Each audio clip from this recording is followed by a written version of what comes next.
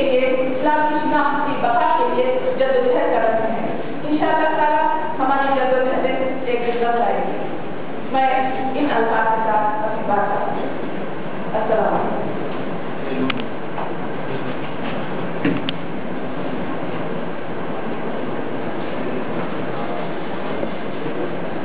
اب میں بلانا چاہوں گی پروفیسر جسموہن صاحب کو, جو کہ شہید مدرسے کے کھاتے ہیں.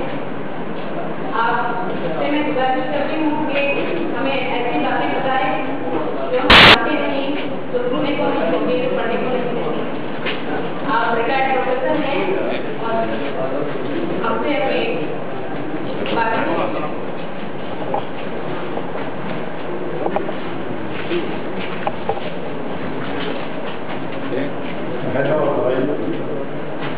بہت خوشی ہے کہ ملاقات میں کام کرنے کا موقع ملا.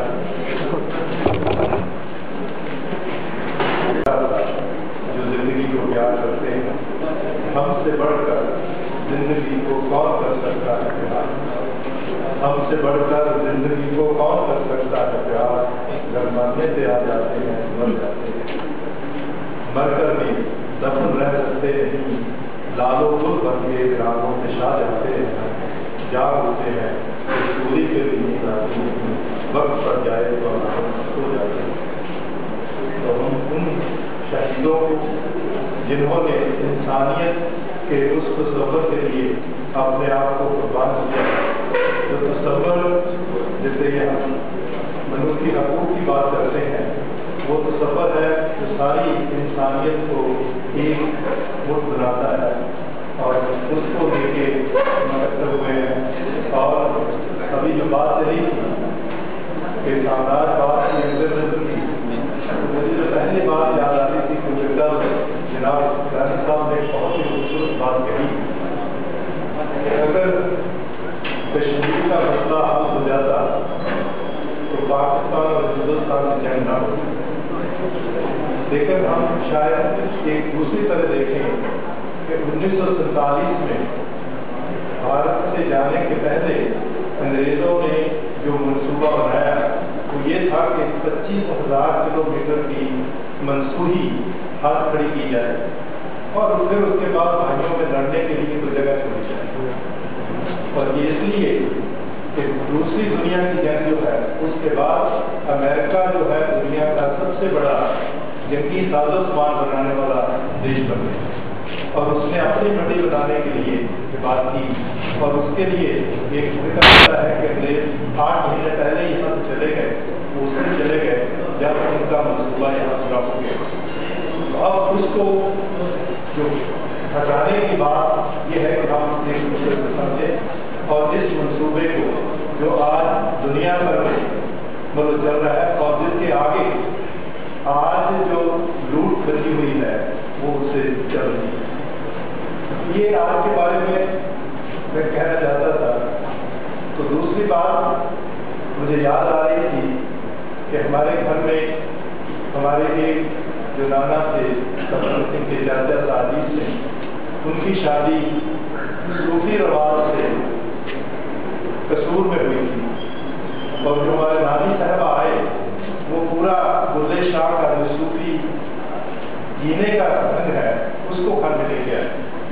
تو بھگت سنگھ پہ صوفی بات کا وہ پربھاؤ تو مجھے اس لیے ہے کہ میں بھی اپنے بچپن جو ہے وہ نانی جی کے ساتھ گزارا, اور وہ صوفی بات کا جو ایک پربھاؤ ہے وہ زندگی بھر آپ کے لیے رہتا ہے. اور اس وقت دیکھیے 1903 میں ان کے جو پالنے والے دادا تھے صوفی گنپت رائے, انہوں نے دونوں کے ہاتھ ملا کے یہ قاعدے پڑھی کہ زندگی میں خاص کرنے کے لیے یہ ہوتا ہے. اس لیے یہ جو سارے قدریں قیمتیں ہیں ان کو لے کے چلنا, اور شاید بہت کچھ جو بھگت سنگھ نے بعد میں زندگی میں جی لیا اس کی جڑ میں وہ صوفی بات کا بہت سارا پربھاؤ تھا. اب جیسے بات کی مجھے جو دوسری بات آپ سے کرتے ہیں کہ ہم اپنے بچوں کو وہ اتحاد کی جو بہت بڑھیا چیزیں ہیں وہ شاید ان کی تک نہیں دے سکے. ان میں سے سب سے جو خوبصورت بات مجھے یاد آ رہی تھی کہ کبھی جب انگریز ایسٹ انڈیا کمپنی میں، کیونکہ میں انگریز کا آنا جو ہے وہ بھی دو طرح سے ہے، پہلے وہ ایک وپاری کے طور پہ آیا، ایسٹ انڈیا کمپنی کے طور پہ آیا، اور 1857 کے بعد سیدھا اس نے اپنا راج کیا۔ دونوں چیزوں کو علیحدہ کر کے ہمیں دیکھنے کی ضرورت ہے۔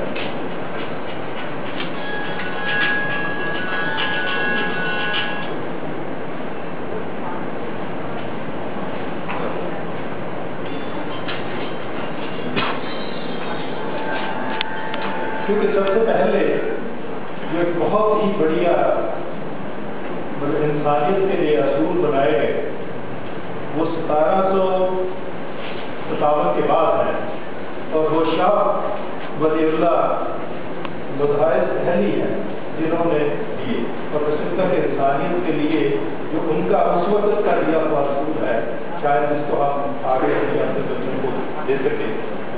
انہوں نے چار، اس وقت جو ہمارا پورا اکنامک سسٹم تھا اس میں انہوں نے 4 ہدایتیں دی۔ سب سے پہلی ہدایت ان کی یہ ہے کہ کیونکہ پیداوار جو ہے وہ سماجک طور پہ کی جاتی ہے، وہ کوئی ویکتی نہیں کرتا، پورا سماج اس پیداوار میں حصے دار ہوتا ہے، اس لیے سب کو بڑھ کے کرنی چاہیے۔ یہ ایسٹ انڈیا کمپنی کے آنے کے ایبل اس کے سامنے جو بات انہوں نے کی ہے۔ دوسرا انہوں نے کہا کہ کیونکہ جو قدرتی سروت ہیں، جو ریسورسز ہیں وہ لوگوں کے ہیں، اس لیے ان کے لوگوں کی مرتبہ جو ہے ان کا پربھاؤ رہنا چاہیے، اور ویکتی کی جو اپنی نجی جائیداد ہے وہ بہت محدود ہونی چاہیے، محدود سے زیادہ اس کو نہیں لینی چاہیے، اس سے سماج میں برابری رہے گی۔ اور پھر انہوں نے کہا کہ سماج جو ہے وہ پورا سماج کے طور پہ آگے بڑھتا ہے، اکیلے ویکتی کے بڑھنے سے سماج نہیں بڑھتا۔ اتنے خوبصورت وچار انہوں نے رکھے جو اس کے وقت اور اس کے بعد جیسے سما آیا ہم اس کو بھول گئے۔ دوسری بات میں ہمیشہ عقیدت پیش کرتا ہوں، ہمارے جو پہلے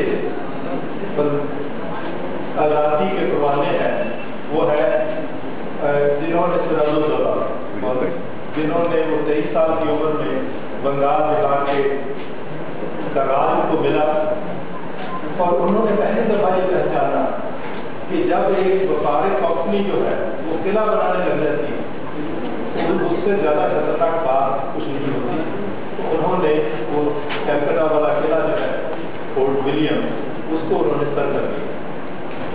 لیکن کمپنی میرے ہاتھ سے تو چلتی، انہوں نے جسے پلاسی کی لڑائی کہا جاتا ہے، ارتھات میں یہ ہے کہ کوئی لڑائی ہوئی نہیں، صرف رشوت کے دینے سے ہی کچھ حصہ بہت کا جو ہے خرید کیا گیا، خرید کیا گیا، اور سراج الدولہ کا وہ پورا جو آزادی کا سپنا تھا وہ ختم ہو گیا، ان کو شہید کیا گیا، اور اس کے بعد بس پورا جو بنگال اور بہار کا راج ہے وہ کمپنی کے ہاتھ میں آ گیا۔ اب اس میں بڑی یہ آج کیونکہ ہر جگہ رشوت کی بات چلتی ہے، مگر آپ بھول جاتے ہیں کہ ایسٹ انڈیا کمپنی کے 3 بڑے جو عہدیدار تھے ان تینوں پہ ہی کرپشن کا خطرہ چلا، جیسے آپ کو پتا ہے کلائیو پہ، وارن ہیسٹنگ پہ، اور جو چیف جسٹس تھا پہ، ان تینوں پہ ہاؤس آف کامن میں کرپشن کا خطرہ چلا تھا۔ اور کلائیو نے جو بات کہی وہاں پر اپنے ڈیفینس میں، وہ کہتے ہیں کہ آپ کو مجھے انعام دیجیے کیونکہ میں نے دنیا کا سورگ آپ کو ڈھونڈ کے دیا۔ اب بنگال اور بہار سورگ کہہ رہا ہے وہ، اس لیے کہ بنگال اور بہار کی جو کھیتی کی پیداوار ہے وہ اتنی اچھی ہے کہ وہ پورے بھارت کے لوگوں کو کھانے کے لیے دے سکتے ہیں، اور وہاں کا ہاتھ کرگا جو ہے وہ اتنا عمدہ ہے کہ دنیا کے لوگ جو ہیں وہ اپنا صندوق سونا اور چاندی سے بھر کے لاتے ہیں اور یہاں کا ہاتھ کرگا نہیں چلتا۔ لیکن 9-10 سال بعد، 12 سال کا ہے، 69 اور 70 میں اتنا بھاری اکاس پڑا ہوا اس سورگ میں کہ ڈھاکے کی گلیاں جو ہیں وہ مزدوروں کے ساتھ جو کاریگر تھے ان کی ہڈیوں سے خیال ہو، مرشد آباد جو ہتھکرگھے کا آج بھی مرشد آبادی ساڑی جو ہے اس کا ذکر ہوتا ہے، جو ہتھکرگھا کا بہت بڑا کیندر تھا اور اس وقت کی راجدھانی بھی تھی، وہ اجڑ گئی. لیکن وہ جو آکاش ہے، یہ آکاش پڑھنا اس وقت میں آکاش کیسے پڑھا، یہ ایک بہت بڑی سوچنے کی بات ہے. اور اس کے بعد کیونکہ دو چیزیں ہوئی، ایک تو ہے کہ اس کے پہلے کا سماج جو تھا اس میں زمین کی جو ہے وہ خالصہ زمین سے جو خالصہ پر اڈاپٹ کیا استھتی ہے وہ خالصہ زمین سے ہے. اور خالصہ زمین کی کانسیپٹ یہ ہے کہ وہ سانجھی ریاست کی مطلب ٹرسٹ میں ہے، اور دوسری زمین جو زگیر کے دی جاتی تھی وہ زگیری زمین ہے. لیکن جب ایسٹ انڈیا کمپنی آئی اس نے نجی حق بنا آج بات کر رہا تھا ایسے کلانی جی سے کہ 3 قسم کے انہوں نے تجربے کیے. ایک تجربہ یہ تھا کہ انہوں نے مدراس جو ساؤتھ ہے اس میں رعایت والی طریقہ کیا، جو لوگ کھیتی کر رہے ہیں ان کو حقوق دیتے. جب وہ مہاراشٹر پہنچے ویسٹ ساؤتھ میں تو انہوں نے مالواڑی سسٹم دیا.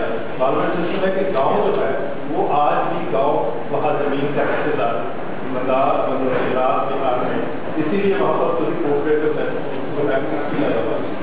اور جب وہ یہاں بنگال میں آئے، بنگال بہار میں، تو یہاں انہوں نے جگیری حق دیے کہ ہمیں آپ اتنا پیسہ دیں گے. اور دوسرا جو رشتہ بدلا کہ پہلے جو ہمارا مغل پیریڈ میں بھی جو آپ کی پیداوار ہے اس میں ریاست کی حصے داری، اسے آج بھی ہمارے گاؤں میں کہتے ہیں کہ چگوترا دینا ہے. چوتھا حصہ جو آپ کی پیداواری کا ہے وہ دیا جاتا ہے. لیکن ایسٹ انڈیا کمپنی نے یہ کر دیا کہ ہمیں آپ کا پیداوار کی کوئی نہیں ہے، ہم تو اتنا پیسہ اکٹھا کریں گے جتنی زمین ہے اتنا پیسہ ہے. وہ پورا قرضے کا جو سسٹم ہے وہ. تو یہ جو چیزیں ہیں اور ٹھیک اس کی جو آگے لڑائیاں لڑی گئی، بس اس میں یہ وچار دھارا جو ہے جو اکنامک سسٹم کی ہے برابرتا کی بات ہے، وہ وچار دھاروں نے بھی ساتھ کام کیا. اور ایک جگہ آتا ہے کہ جو مولوی کو اس وقت جو لوگوں کو شکشا دینے والے تھے، گیان دینے والے تھے، ان کو سب سے زیادہ ایسٹ انڈیا کمپنی نے مارنے کی کوشش کی. تو کسی برٹش ہسٹورین کا لکھنا ہے کہ یہ لوگ اپنے لوگوں کے پیار سے سب سے زیادہ ان کو اپنے لوگوں کی جو چرچا تھی ان کے وچاروں میں تھا کہ لوگوں کا بھلا ہو، اس لیے ان کو ہم شہید کر رہے ہیں، آنے والی نسلیں ان کو یاد کریں. اور یہ کسی وقت مجھے پچھلے دنوں مولوی فضل اللہ خان جو ہے وہ بعد میں 1857 کے بعد ان کو مت بھیجا گیا کالے پانی میں، ان کی جو آٹوبایوگرافی ہے وہ ملی. تو اس میں یہ ذکر آتا ہے کہ مدرسے کا جو چلن تھا دہلی میں، اور اس کے ان کا ہے کہ ہم مدرسے میں کیا پڑھاتے ہیں. اور اسی وقت کا ایک یورپین جو یہاں آیا تھا اس کا ہے کہ جو دلی کے مدرسے تھے وہ یورپ کی یونیورسٹیوں سے کہیں زیادہ کم تھے، اس لیے کہ وہاں پر پورا گیان دیا جاتا ہے. اسی لیے میں کہا کیا بات ہے کہ 52 پرنسپلز ہیں دلی میں اور سبھی کبھی اس کا مطلب اس وقت جو رچناتمکتا کریٹیوٹی ہے اس کا گیان دیا جاتا ہے جو بعد میں ہم سے شنا ہے. اب یہ احساس کے جو بن رہے ہیں اور اس کے بعد لگاتار لڑائی ہے، مطلب اس میں فقیروں کا بہت بڑا یوگدان ہے جنہوں نے سب کو چھوڑ کے فقیری لاٹ کی اور لوگوں کو آزادی کے لیے دیا. تو جب میں یہ کہہ رہا کہ کچھ نیا سنائیے، مجھے لگا کہ یہ بات جو اتحاد کی ہے جسے شاید ہم نے کبھی اپنے بچوں کے ساتھ ساجھا نہیں کیا. اور اسی میں ایک کیونکہ آپ جو آج کل پڑھنے والے ہیں کیا آپ کو پتہ ہے کہ مارکسسٹ کون تھا؟ مارکسسٹ کی تھیوری کے بارے میں بہت کہا جاتا ہے، ہر آدمی وہی رکھتا رہتا ہے. اور اس میں یہ ہے کہ جب پاپولیشن بڑھ جاتی ہے جب تو اس کے بعد کوئی نہ کوئی قیامت آ جاتی ہے اور لوگ مر جاتے ہیں. اب پتہ وہ کون تھا اور یہ تھیوری کب آئی؟ جب بنگال بہار میں اکال پڑا اس کے بعد اس نے یہ تھیوری دی اور وہ प्रोफेसर था उन ICS ऑफिसर्स का जो कंपनी के लिए इंडिया में आते थे। अब उनके दिमाग से यह निकालने के लिए कि ये अकाल हमारी वजह से ही पड़ा, बस ये अकाल तो यहाँ लोग बहुत ज़्यादा है इसलिए वो आजकल भी ये बहुत कुछ कहा जाता है। तो मैंने कहा कि 2 आदमी, रिकार्डो है जिसने ज़मीन पे इकोनॉमिक कम्युनिटी और वो भी उस वक्त का प्रोफेसर था ICS ऑफिसर। एक दफ़ा हम जो ज्ञान आज चर्चित होता है उसके पीछे जो भावना और जो कौन लोग हैं उसको छोड़ देते हैं तो वो बड़े मुश्किल पैदा कर देते हैं। फिर उसके बाद क्योंकि ज़्यादा वक्त नहीं है लेकिन कुछ चीज़ें जैसे मैं अभी बात कर रहा था कि अपने साथियों को भी और खुद जब वो जेल की कोठरी में थे, फांसी के इंतजार में थे, तो उनके पास एक पूरा लंबा दफा था जिसमें उन्होंने उर्दू के शेर अपने पास लिख के रखे। तो मैं ऐसा बात कर रहा था कि मैं वो गज़लें ढूंढ रहा हूँ जिसमें से वो शेर चुने गए। तो वो बहुत बढ़िया आपका और वो जो उर्दू की ये बात और भगत सिंह का तो पूरा उनके पहला जो लिखने का है वो उर्दू में, जिसमें उनके पर्सनल लेटर्स हैं वो सारे उर्दू में लिखे हुए हैं। लेकिन हम आहिस्ता आहिस्ता उस चीज़ से भी अपने बच्चों को वो चीज़ें नहीं दे सके। तो जब विरासत की बात हम करते हैं तो विरासत जायदाद की तो नहीं होती लेकिन वो गुणों की जरूरत होती है कि जो उन्होंने अपने गुण पैदा किए हैं वो हम अपने बच्चों को दे सकें। तो जैसे उसमें कुछ चंद शेर जो भगत सिंह ने कभी सिलेक्ट किए और खासतौर पर मुझे जब मैं नौजवानों से बात करता हूँ तो मुझे शेर इकबाल गुज़री है अपनी ही आंखों में पस्त होना, कमाले गुज़री है अपनी ही आंखों में पस्त होना, अगर थोड़ी सी जरूरत हो तो क्या हो नहीं सकता, उभरने ही नहीं देती ये बेमानियां जिंदगी, नहीं तो कौन सा खतरा है जो दरिया हो। ये इसी तरह उनके छोटे भाई कुलतार सिंह जो थे वो 12 साल के, तो फांसी से 20 दिन पहले मुलाकात हुई तो उसमें उन्होंने कहा भाई साहब मेरे लिए चंद शब्द लिख दीजिए। मैंने कहा क्या? वो शुरू करते हैं कि सेहत का ख्याल रखना, हिम्मत से रहना और मेहनत से पढ़ना, बस 3 बेसिक गुण हैं। अगर हम अपने बच्चों को ये दे सकें तो उनमें हम एक नया इंसान पैदा कर सकें। और फिर उनका कि चंद शेर लिख देता हूँ वो डिफरेंट है।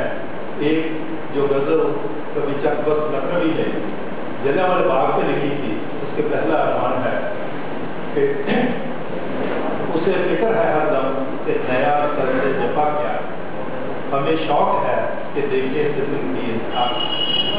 और मैं समझता हूँ कि ये हम लगातार इस चीज़ से फिर उनका बाल की गज़ल का शेर है आगे साहब बुझा जाता है।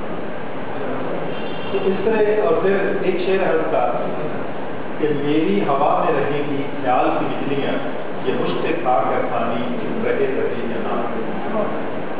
बस चंद शेरों से उन्होंने अपने छोटे भाई को पूरा इक्विप कर दिया कि वो जिंदगी के लिए सफर में अपना तैयार कर सके।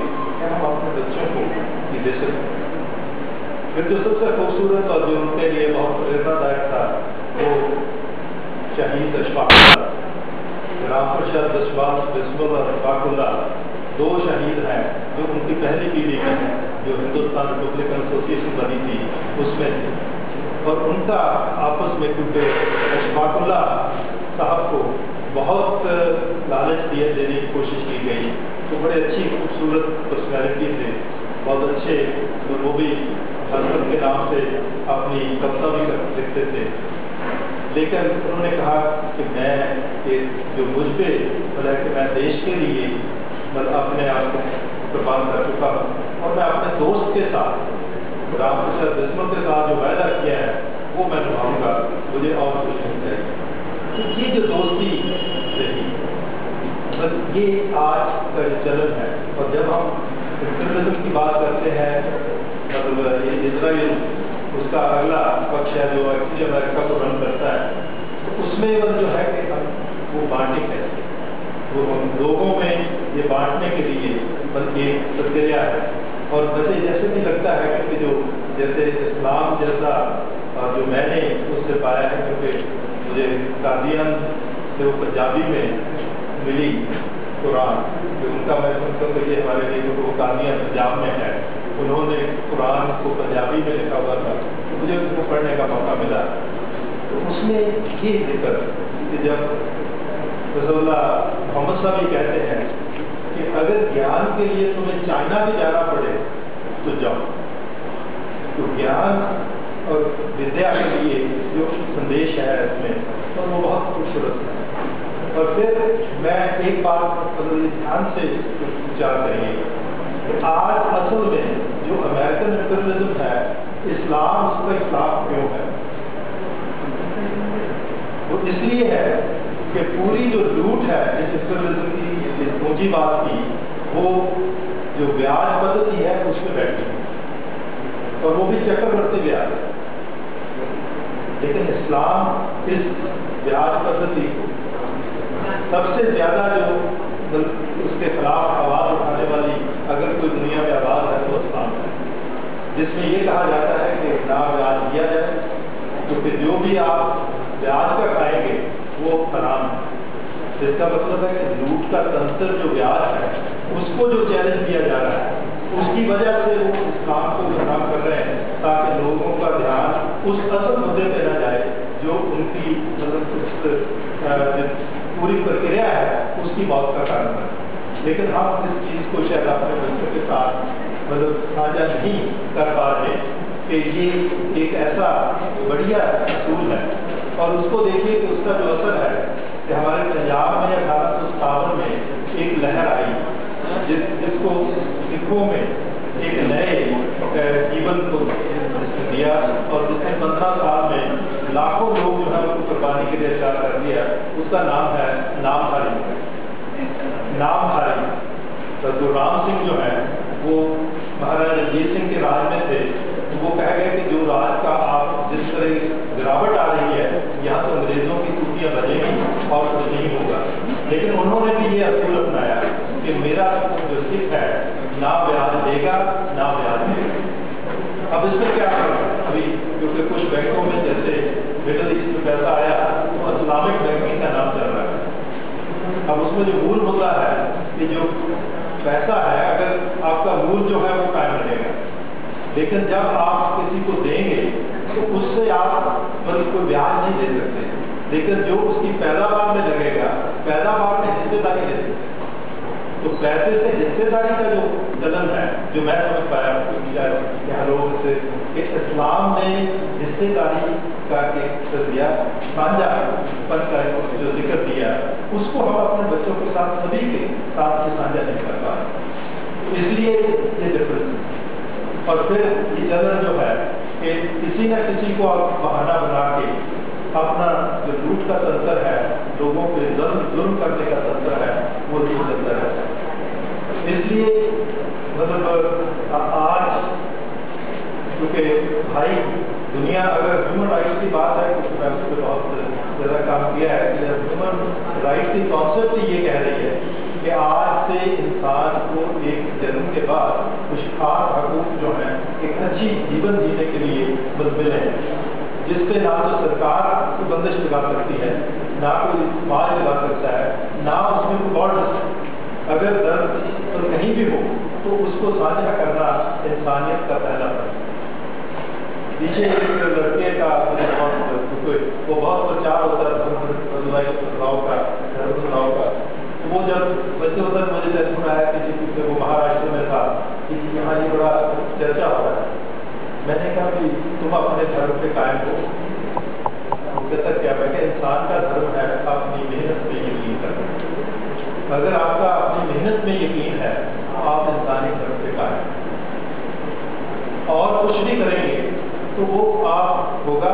اس لیے جو انسانیت کا پیار اور دھرم ہے، اور شاید اسی لیے جو ہمارے دیش بھگت اور شہید ہوئے ہیں اس میں کوئی علیحدہ نہیں تھا۔ اگر 1915 میں مولوی برکت اللہ جو ہے وہ پہلے پرائم منسٹر بنتے ہیں آزاد بھارت کے، آزاد گورنمنٹ کے جو افغانستان میں بنائی گئی، اور اس میں اور ایسے شہید ہیں۔ پوری ایک پلٹن ورژن جو ہے، تو کبھی 1913 میں غدر پارٹی کے نام سے جب لوگوں نے 8,000 لوگ پردیش سے آئے تھے، اور ان میں جو سب سے بڑی قربانی کرنے والی تھی وہ مسلم پلٹن تھی، جو سنگاپور میں ان کی لائن لگا کے ان کو گولی سے مارا گیا تھا۔ لیکن یہ ساری جو بھاونا ہے جس سے ہم نے ایک ایسا سماج بنانے کی ہمیں دیا، ہم کہتے ہیں کہ سکھوں کے ذریعے میں ان میں سے سکھوں میں تھا جنہوں نے ہوا لگی تھی، اور یہ پتا کیا کہ جو شرارت ہے، شرارت کرنے والے تو 200 لوگ تھے، اور ان میں ایک بہت ہی بات یہ تھی، ایک سکھ بھی تھا جس نے اپنے سکھ بھائی کی فیکٹری جلا دی کیونکہ اس کو ان کے ساتھ نفرت تھی۔ تو اس میں بھی جو موقع پرست لوگ ہیں ان سے بچنے کی ضرورت ہے، اور یہ بھی بچنے کی ہے کہ کسی ایک سمودائے یا ایک دھرم کے نام پہ کچھ ہو رہا ہے، یہ اور یہ بانٹ کرنے سے جو یہ ریجن ہے اس سے صرف سامراجواد اور لوٹ والی جو شکتیاں ہیں ان کو ہوتا ہے۔ ہمیں انسانی برادری کی طرف بڑھنا چاہیے جو ہمارا سب سے بڑا حصہ ہے، اور اسی سے میں ایک آخری جو کہ عام طور پر یہ پرشن کیا جاتا ہے، بھگت سنگھ نے اپنے لکھا تھا کہ جو قربانی کرتے ہیں اس کو کیا ملتا ہے۔ انہوں نے بہت بڑھیا لکھا کہ چمن دار محبت میں اسی نے کی باغبانی، اپنے محنت کو ہی محنت کا عمل کرنا، نہیں فیض نمائش شبنم کا چپکے سے آتی ہے موتی بتا ہے۔ تو اس لیے آخری شعر جو ہے وہ فیض صاحب کا ہے، ان کی نظر بھگت سنگھ کو دے کے لکھی گئی تھی، جس میں شعر بہت ریپیٹڈلی کہا جاتا ہے، جس حج سے کوئی مقصد میں گیا وہ شان سلامت رہتی ہے، یہ جان تو آنی جانی ہے، اس جان کی تو کوئی بات نہیں۔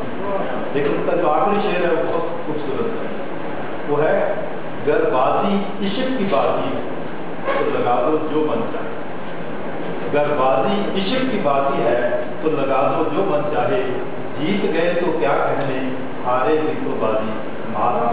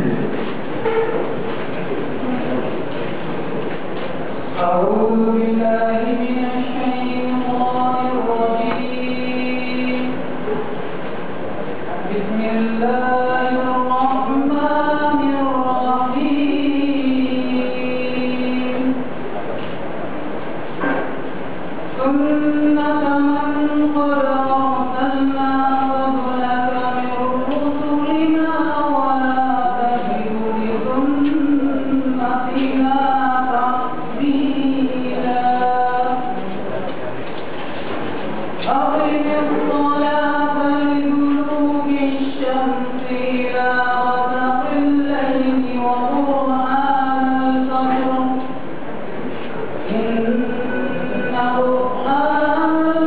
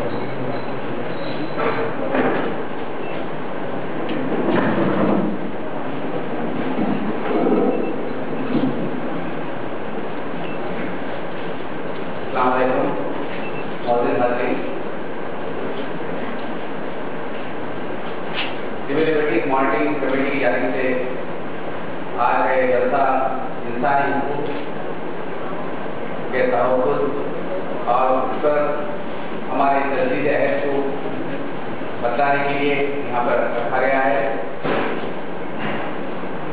मैं इस मौके पर ये बात आपके सामने पेश करना चाहता हूँ कि मौलाना सैयद अली शाह गिलानी कश्मीर से जो है वो आए हुए हैं।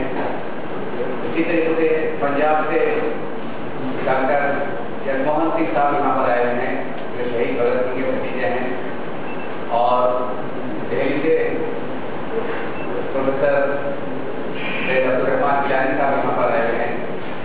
तो एक तरह से तीन अहम शख्सियतें हमारे दरमियान हैं, और आप लोग जो है मुझे मालूम है कि आप लोग सैयद अली शाह गिलानी साहब को बोलना चाहते हैं और उसके लिए बेटे हैं, तो ज़्यादा नहीं लिया जाएगा।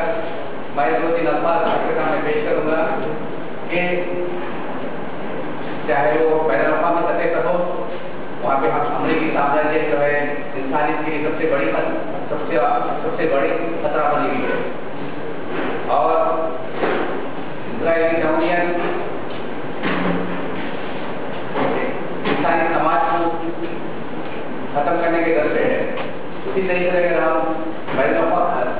हिंदुस्तान की सतह पर या कौमी सतह पर जा रहे हैं तो हिंदुत्व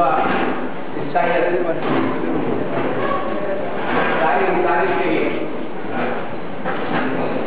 एक किस्म का खतरा बनकर हमारे सामने खड़ी है।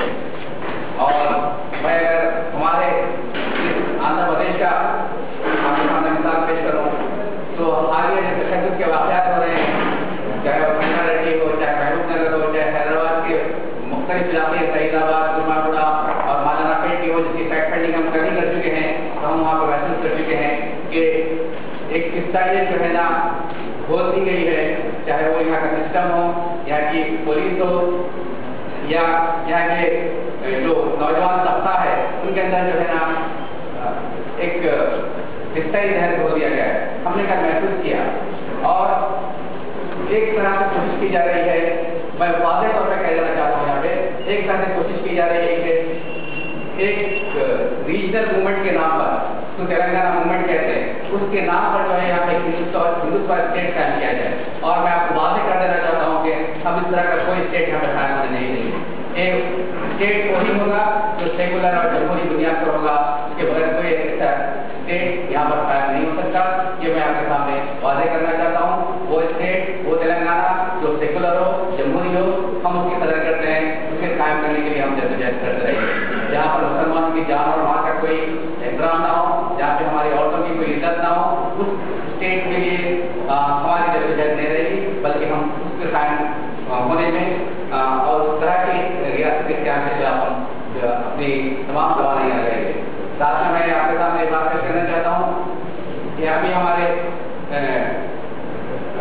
जगमोहन सिंह साहब यहाँ पे थे, एक तरह का तस्वीर हमारे जहन में है कि भगत सिंह को हम एक फोटो देखते हैं समझते हैं कि ये शायद आरएसएस के हैं, ये शायद बीएसपी के हैं, ये शायद हिंदुत्व के हैं। तो आपने उनके बहाने से आपने देख लिया कि वो कौन है, भगत सिंह कौन है। ये बात हमें समझनी चाहिए कि भगत सिंह जो है एक उनका वो जो है अपने आखिरी दिनों में जो अभी वो लिखा करते थे, उनकी तहरीरें मौजूद हैं, तो वो इंसानियत की जो है ना बात करते थे। वो जो है हिंदुत्व टेररिज्म के इंतहाई हिसाब से अमरीकी साम्राज्य के खिलाफ वो लड़ते हुए अपनी उन्होंने जान की कुर्बानी दे दी और वो जुल्म के खिलाफ जो है वो यहाँ तक कोशिश किए कि उस वक्त की जो ब्रिटिश असेंबली थी उस पर वो बम फेंक कर ये बताए कि जब जुल्म बढ़ता है तो हमारी आवाज़ उनकी उठानी पड़ती है।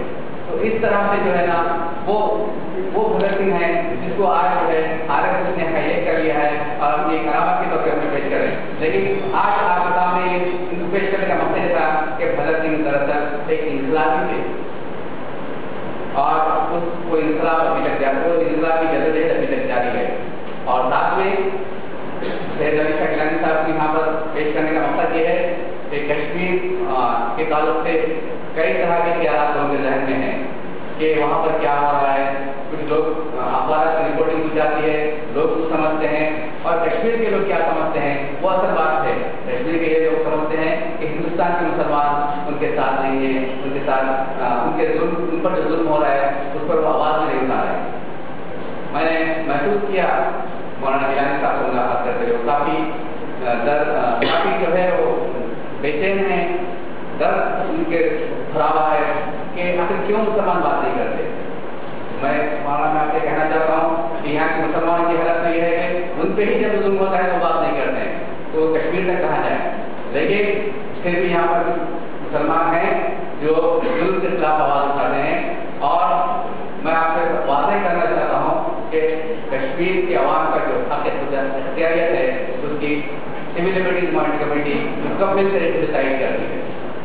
हम ये कहते हैं, हमारा ये मानना है कि कश्मीरी आवाम का है, ना हिंदुस्तान का है ना पाकिस्तान का है, ये हमारा मानना है।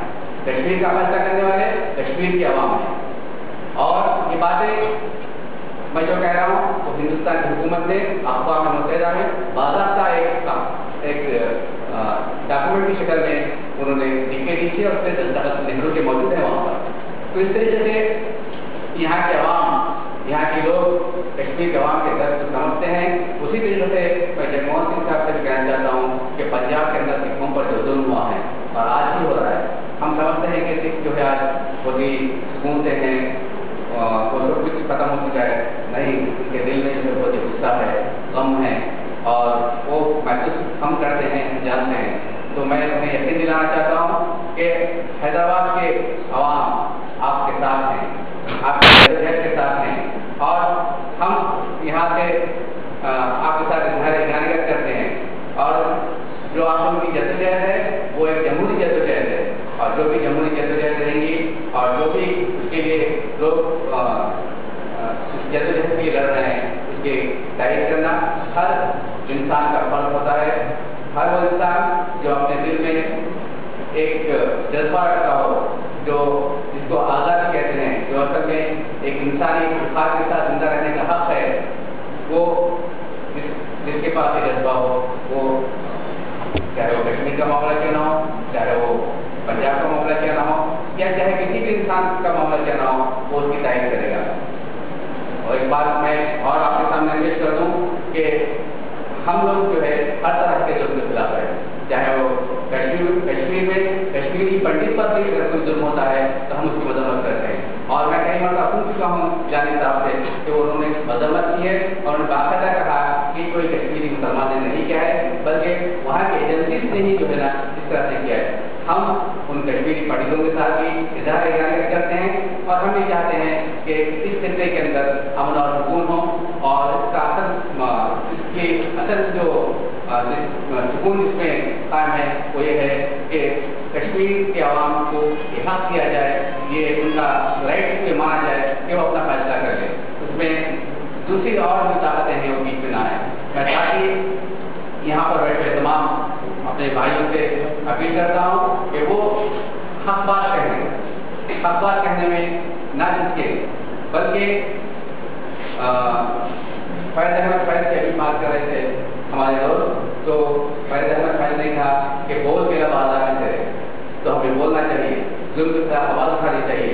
اور میں یہ بات کہتے ہوئے کہ ضرور جو ہے جدوجہد کرنے والے ضرور جو ہے کامیاب ہوں گے، کامیابی ان کے قدم چومے گی، اور جو ہے جو جدوجہد بھی جو ہے نا ایک انسان کی زندہ ضمیر کی پہچان ہے. تو آج اتنا جدوجہد کرتے ہوئے بھی ایک وہاں سے 80 سال کا شخص جو وہاں سے فاصلہ طے کر کے یہاں تک آیا، سے آپ اندازہ لگا سکتے ہیں کہ ان کا جوش و جذبہ کیا ہوگا. تو میں اپنی بات سے کرتا ہوں، اور میں یہاں پر پروفیسر نجانی صاحب سے درخواست کرتا ہوں کہ وہ درمار کریں، اور اس کے بعد جو ہے عبداللہ لنچ کا خطاب ہوگا اور آپ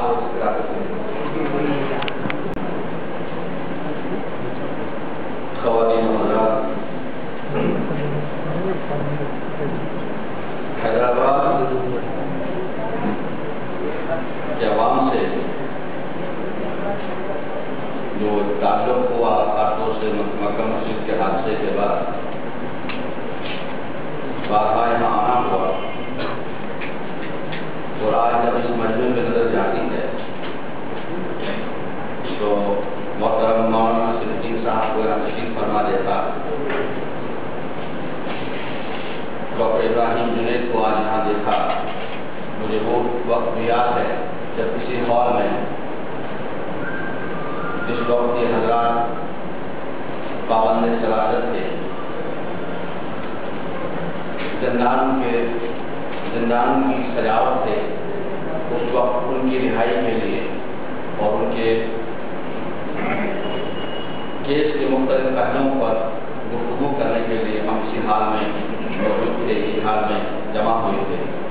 آج یہ ان کی یہاں موجودگی اس بات کی علامت ہے کہ حالات چاہے کتنے ہی دشوار گزار ہوں، اگر جدوجہد کی جائے تو انشاءاللہ اللہ اس کا پھل عطا کرتا ہے، اور وہ آج ہمارے سامنے موجود ہے.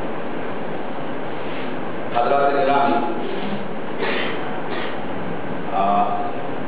آج کے اس موقع پر پروفیسر جگموہن صاحب گفتگو کر چکے ہیں، اور اصل گفتگو جلائے صاحب بھی کریں گے. میں مختصراً چند باتیں عرض کرنا چاہتا ہوں. مسئلہ کشمیر کے تعلق سے ایک جامع گفتگو اور طویل گفتگو جلائے صاحب آپ کے سامنے کریں گے.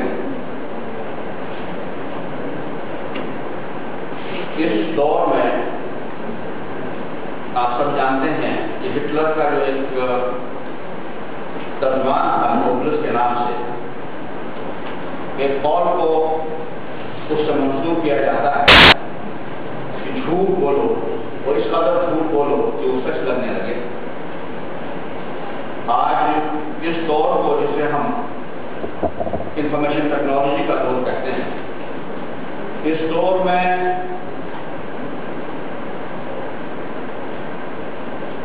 جو سامراجیت ہے، جو اسٹیٹ کے روپ میں موجود ہے، اس نے اپنے ترجمان کو اسی ڈیوٹی پہ لگا رکھا ہے کہ وہ جھوٹ بولیں اور اس قدر بولیں کہ وہ ہمیں سچ لگنے لگے، اور ہمارا ایک جو نظریہ جو ہمارے سامنے جو ہم کنسپشن جو ہمارے سامنے وہ رکھنا چاہتے ہیں، جسے وہ چاہتے ہیں کہ ہم کنسیو کریں، ہم سوچیں، جس ڈھنگ سے سوچیں اسی ڈھنگ سے ہم سوچنے پر کہیں مجبور ہو جائیں.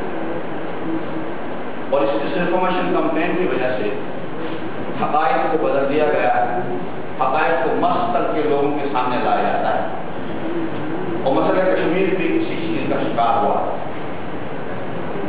اور میں سمجھتا ہوں کہ مسئلہ کشمیر کی حل کی راہ میں جو سب سے بڑی رکاوٹ ہے وہی ڈس انفارمیشن کمپین ہے، جو پچھلے 60 سال سے پورے زور و شور کے ساتھ اور پورے تشدد کے ساتھ حکومت ہند نے جاری رکھا. آج جب ہم گفتگو کرتے ہیں، جب ہم کہتے ہیں کہ کشمیر کا مسئلہ،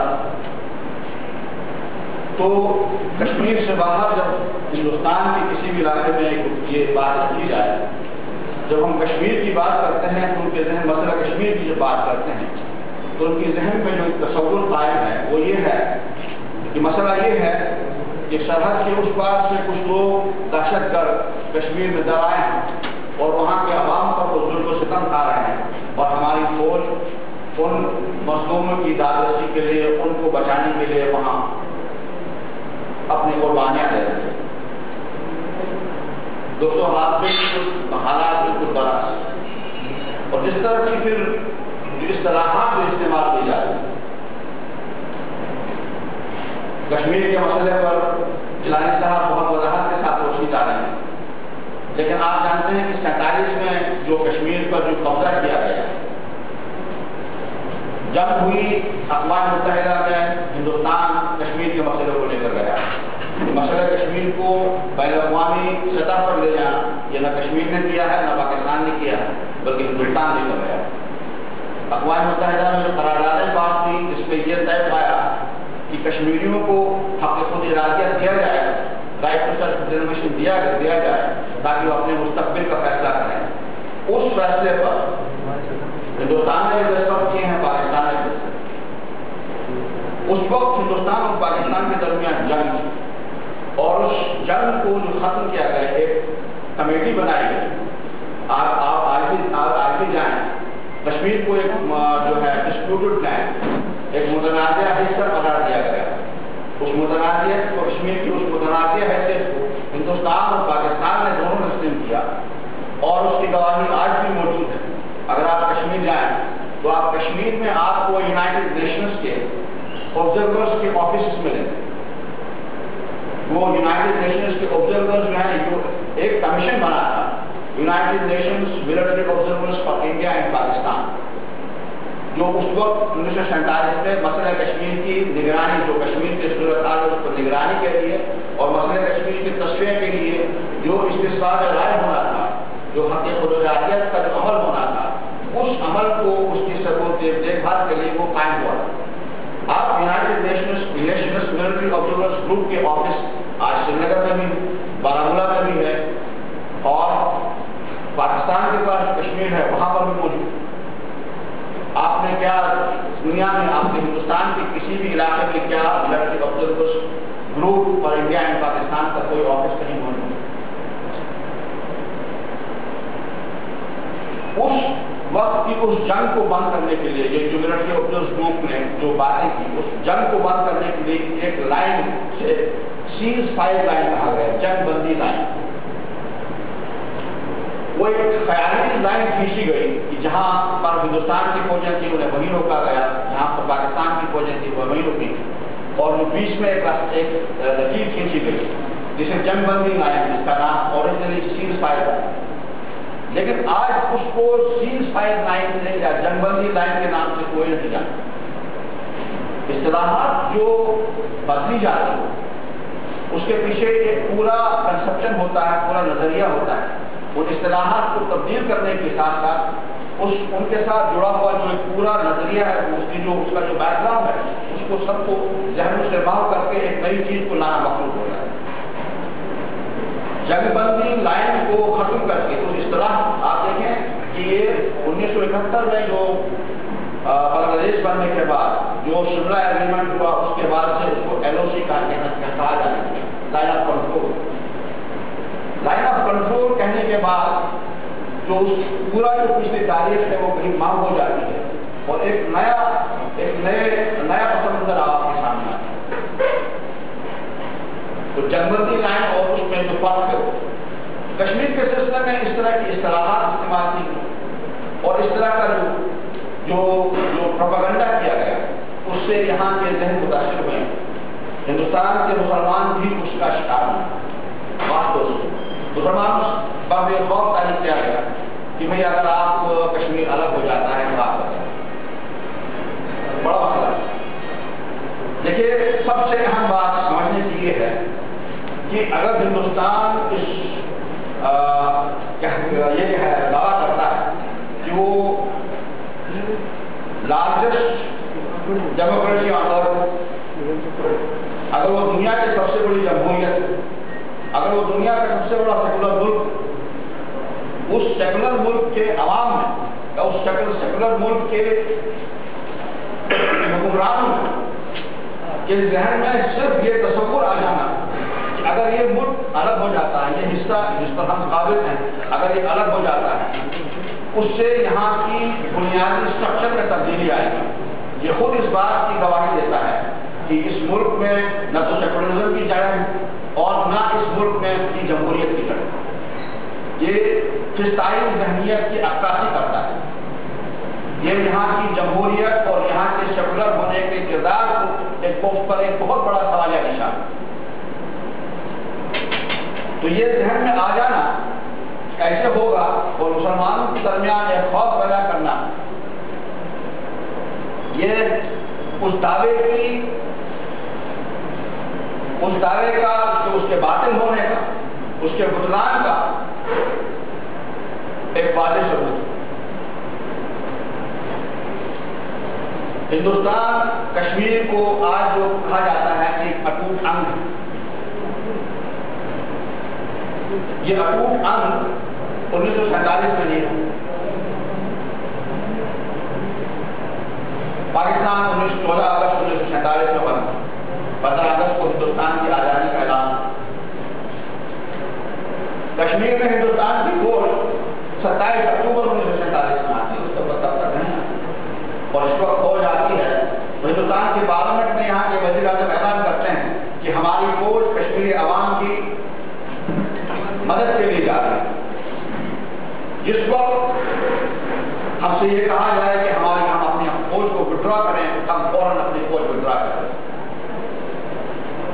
کشمیر کا معاملہ متنازع ہے، اور یقیناً اگر کشمیر اور اس مستقبل کا فیصلہ وہ خود کریں گے، اور یقیناً ہمیں دکھ ہوگا اگر وہ ہم سے الگ ہونے کا فیصلہ کریں گے، لیکن اگر وہ یہ فیصلہ کر لیتے ہیں کہ وہ ہم سے الگ ہونا چاہتے ہیں تو ہمیں اس فیصلے کو تسلیم کرنے کے علاوہ کوئی چارہ نہیں۔ یہ کوئی لفاظی نہیں ہے، آپ پارلیمنٹ کی کارروائی اٹھا کے دیکھ لیجیے، آپ کو ہندوستان کے وزیر اعظم کا یہ بیان آج مجھے اعلان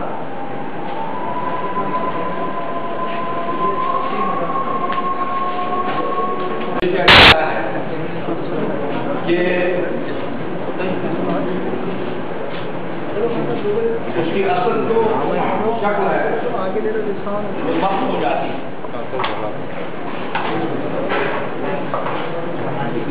مسئلہ کشمیر اگر حل ہو جائے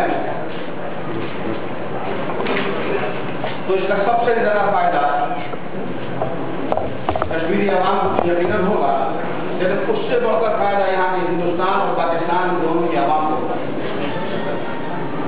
آپ پچھلی اگر اس خطے میں جو جنگیں ہوئی ہیں، سوائے 71 کی جنگ چھوڑ کر اور اگر 71 کی جنگ کی تہ میں بھی چلا جائے اس کو بھی جھانکا جائے تو وہاں بھی کشمیر ہی نظر آئے گا۔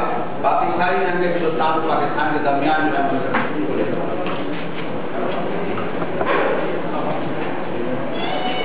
پاکستان اور ہندوستان کے درمیان جتنے بھی معاملات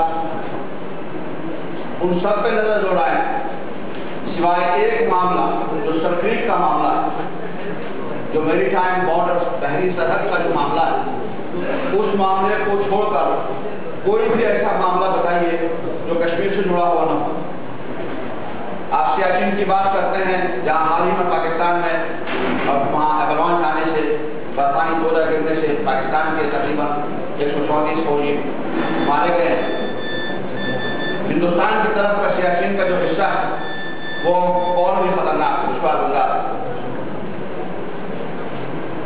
دنیا کا سب سے اونچائی کا بیٹل فیلڈ ہے، میدان جنگ، جہاں پر متعین فوجی دشمن کی گولی سے نہیں لیکن اس وہاں کے موسمی حالات کی وجہ سے مارا جاتا ہے۔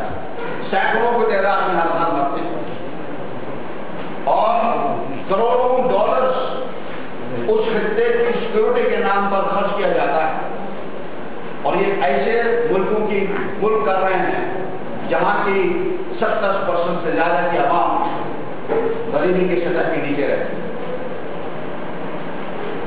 آپ اپنے بجٹ کو دیکھیے، اس سال بھی بجٹ میں ڈیفنس بجٹ میں 17% کا اضافہ ہوا ہے۔ आप माहिरीन से बात कीजिए कि क्या हुआ है, हुकूमत से बात कीजिए तो कहेंगे कि देखिए साहब पाकिस्तान ने ये असला खरीदा इसलिए हमें ये खरीदना पड़ रहा है। हिंदुस्तान ने जौहरी तजर्बा किया, पाकिस्तान ने भी किया, उसके जवाब में फिर हुआ। बैलिस्टिक मिसाइल अभी तजर्बा हुआ है। आखिर सिक्योरिटी के नाम पर इस गरीब आवाम पर जो बोझ डाला जा रहा है, जहां इस मुल्क की राजधानी दिल्ली में लोगों की एक बहुत बड़ी तादाद है जिन्हें पीने का साफ पानी तक नसीब नहीं हो, वहां अगर सिक्योरिटी पर सबसे ज्यादा खर्च हो, दिफा पर सबसे ज्यादा खर्च हो रहा हो, वो इंतहाई शर्म की बात है। जहां किसान रोजी और रोटी न मिलने की वजह से खुदकुशियां कर रहे हों लाखों की तादाद में, जहां सरकारी आंकड़ों की वजह से रोजाना हजारों बच्चे सिर्फ इसलिए मर रहे हैं वो मैलन्यूट्रिशन का शिकार है, उन्हें सही ग़िज़ा नहीं हासिल हो रही है। उस मुल्क में अगर दिफा के नाम पर यह खर्च किया जा रहा है और उसका बहाना मसले कश्मीर को बनाया जाता है, वो शर्म की बात है। दोस्तों, अगर मसला कश्मीर को हल किया जाए तो वो जो पैसा जो डाइवर्ट किया जाता है डिफेंस पर, सिक्योरिटी के नाम पर, जो 7 लाख फौजी कश्मीर में दंदना रहे हैं, वो वहां के आवाम पर मजालिम ढा रहे हैं, वो जो रकम उन पर खर्च होती है अगर उसको डेवलपमेंट पर डाइवर्ट किया जाए, अगर उनको आवाम को अवामी सहूलियात कहाँ पहुंचाने के लिए खर्च किया जाए, तो वो डेवलपमेंट किसका होगा? आवाम। तो मसला कश्मीर और जो बजट का जो सिक्योरिटी का सिंड्रोम जो फैला हुआ है, जो एक हवा खड़ा किया जाता है बार बार, यह हवा भी खत्म हो जाएगा तो वो मसला कश्मीर हल किया जाए।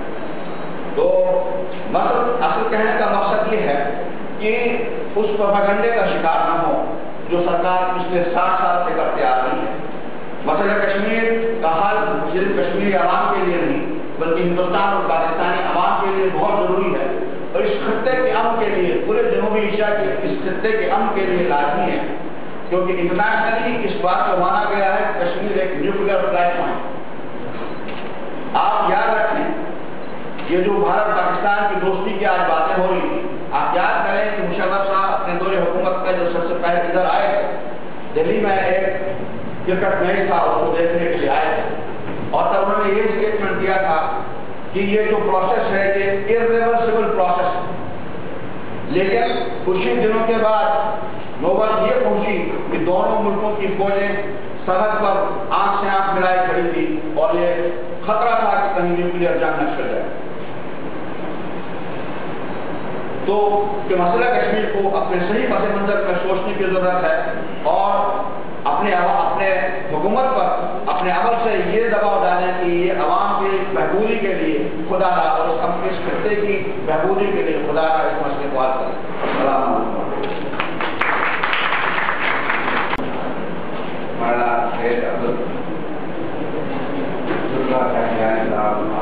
करेंगे, मैं उसका गाइड कर रहा हूँ कि वो अपने सब्जेक्ट पे दुआ भी करें तमाम आलमी खाने के लिए, हैदराबाद के लिए, और यहाँ पर जो बहुत सारे लोग हैं जिनके बच्चे महदूद हैं जेलों के अंदर, खासतौर पर उनके लिए दुआ करें।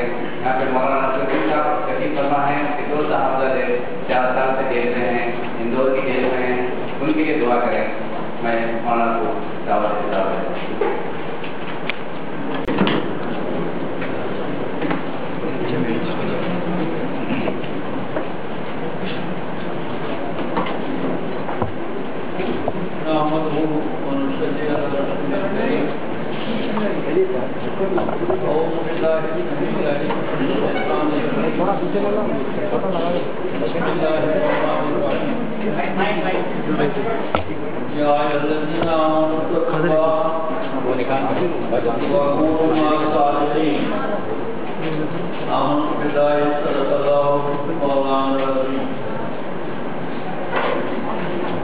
कहता हूँ वही बात, समझता हूँ जिसे हक, न आमले मस्जिद हूँ न तरजीब का फर्ज, आपने भी कहा मुझसे میں بیگانے کی ناخوش میں پہلے اظہار کو کبھی کہہ نہ سکا تھا۔ حاضرین و حاضرات، السلام علیکم ورحمۃ اللہ وبرکاتہ۔ حیدرآباد کے تاریخی شہر میں آج یہاں اردو گھر میں آپ حضرات سے بات کرنے کا موقع نصیب ہو رہا ہے۔ دراصل ہم حیدرآباد میں آئے ہیں جو ہمارے دوست ہیں کے ساتھ تعلق رکھنے والے، انہوں نے ہمیں اپنے پروگرام میں شرکت کے لیے دعوت دی تھی اور اسی دعوت کے جواب میں ہم یہاں آ گئے اور کل وہاں جلسے میں جو خطاب ہوا اس میں نے واضح کیا کہ ہم ان لوگوں کا دل کی گہرائی کے ساتھ شکریہ ادا کرتے ہیں۔ نظریاتی اختلاف کے باوجود وہ ہمارے کام کی حمایت کرتے ہیں اور بڑی جرأت مندی کے ساتھ، ہمت کے ساتھ، حوصلے کے ساتھ وہ کہتے ہیں کہ جموں کشمیر کے عوام کو حقیقت راجیہ دیا جانا چاہیے تاکہ وہ اپنے مستقبل کا فیصلہ کر سکیں۔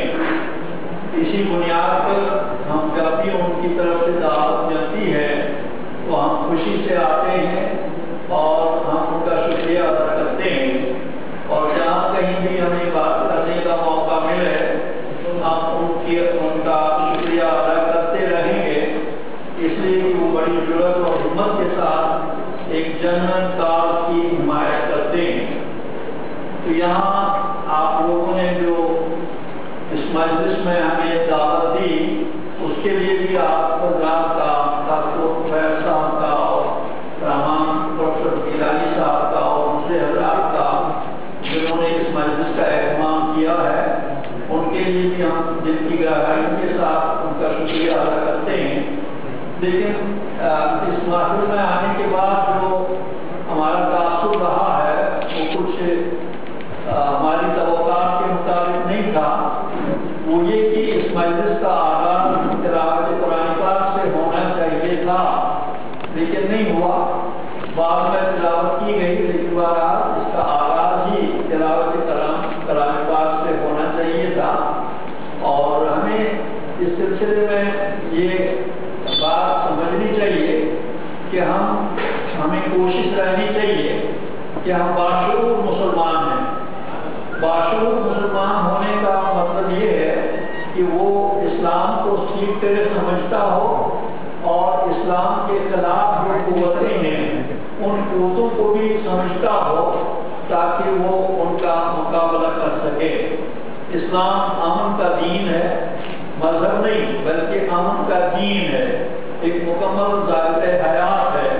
یہ عام مذاہب کی طرح ایک مذہب نہیں ہے بلکہ یہ زندگی کے سارے معاملات میں رہنمائی کر رہا ہے، اور اسی حیثیت سے ہمیں اس کو قبول کرنا چاہیے، اور قبول کرنے کے بعد کسی کمزوری کا، کسی خوف زدگی کا اور کسی شکست پردگی کا اور کسی مضمحل اور کمزور ایمان ہونے کا ہمیں مظاہرہ نہیں کرنا چاہیے، بلکہ جرأت مندی کے ساتھ ہمیں کہنا چاہیے کہ ہمیں مسلمان ہونے پر فخر ہے۔ ہم الحمدللہ اپنے آپ کو مسلمان کہتے ہیں اور اس پر ہمیں فخر ہے، لیکن ضرورت اس بات کی ہے کہ مسلمان اپنے قول سے بھی اور فعل سے بھی اسلام کی نمائندگی کرے۔ اس میں نمایاں فرق ہونا چاہیے کہ بھئی یہ مسلمان ہے کبھی جھوٹ نہیں بول سکتا، یہ مسلمان ہے کبھی خیانت نہیں کرے گا، یہ مسلمان ہے کبھی یہ بری نظر سے نہیں دیکھے گا، یہ مسلمان ہے تاجر ہے تو یہ ملاوٹ نہیں کرے گا یا دھوکہ دہی نہیں کرے گا، یہ آفیسر ہے رشوت نہیں کھائے گا، عدل کرے گا، انصاف کرے گا، اور یہ ایسے لوگ ہیں جو بہرحال آخرت کی زندگی پر یقین رکھتے ہیں اور دنیا کی زندگی اس طرح گزارتے ہیں تاکہ ان کی آخرت آباد ہو جائے۔ یہ تصور جو ہونا چاہیے اس کو زیادہ سے زیادہ مستحکم اور پائیدار بنایا جانا چاہیے، اور یہ اس وقت تک پائیدار نہیں بن سکتا جب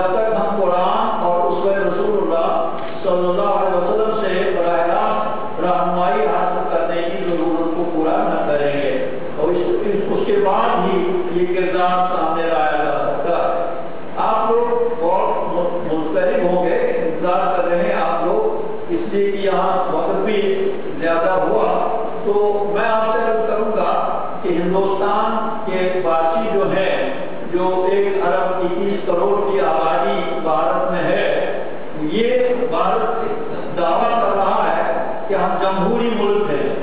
डेमोक्रेसी का मतलब ये है कि रूल ऑफ मेजॉरिटी। डेमोक्रेसी जब हम कहेंगे आप कि हिंदुस्तान एक डेमोक्रेटिक कंट्री है, तो उसका लाजमी नतीजा ये है कि रूल ऑफ मेजॉरिटी, उसमें किसी को कोई दुख नहीं होना चाहिए, या ये कोई अनहोनी बात नहीं है कि डेमोक्रेसी में रूल ऑफ मेजॉरिटी है, ये हर जगह है। कोई मुस्लिम मुल्क हो, वहाँ भी अगर इंतखाबात के जरिए हुकूमतें बनाई जाए तो वहाँ भी मेजॉरिटी का रूल आ जाता है। और कोई क्रिश्चियन कंट्री हो, वहाँ भी अगर डेमोक्रेटिक सेटअप अपनाया जाए तो वहाँ क्रिश्चियनों की हुकूमत आएगी। कहीं बोर्ड होंगे, कहीं सिख भाई होंगे, यानी ये एक ऐसा मुतय्यना उसूल है जिसको तब्दील नहीं किया जाता। अब दूसरा मरहला क्या है?